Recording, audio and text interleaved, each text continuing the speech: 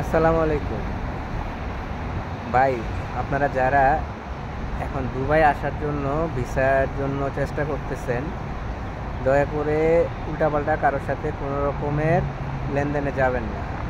এই মুহূর্তে দুবাইতে ভিসা সংক্রান্ত সকল কার্যক্রম মোটামুটি বন্ধ বলা যায়। যে এই ভিসা চেঞ্জের যে সুযোগ দিছিল ওইটার টাইমও ওভার হয়ে গেছে। এরপরে এখন পর্যন্ত নতুন কোনো আপডেট দেয় নাই এখানের কোম্পানি। হ্যাঁ, ট্যুরিস্ট ভিসারও নতুন আপডেট আসার কথা, সেটাও আসে নাই। তো যদি কেউ আপনাদেরকে বলে যে তারা এখন এই ট্যুরিস্ট ভিসা লাগিয়ে দিতে পারবে, লেবার ভিসা লাগাইতে পারবে, হাই প্রফেশন ভিসা লাগাইতে পারবে, এই লেনদেনটাতে যেয়েন না, এখন বিপদে পড়ে যাবে। তো কিছুদিন অপেক্ষা করেন, কিছুদিন অপেক্ষা করলে হয়তো নতুন একটা আপডেট আসবে, দেন আপনারা ভিসার জন্য ট্রাই করবেন। এবং বিশ্বস্ত লোক ছাড়া অবশ্যই ট্রাই করেন না।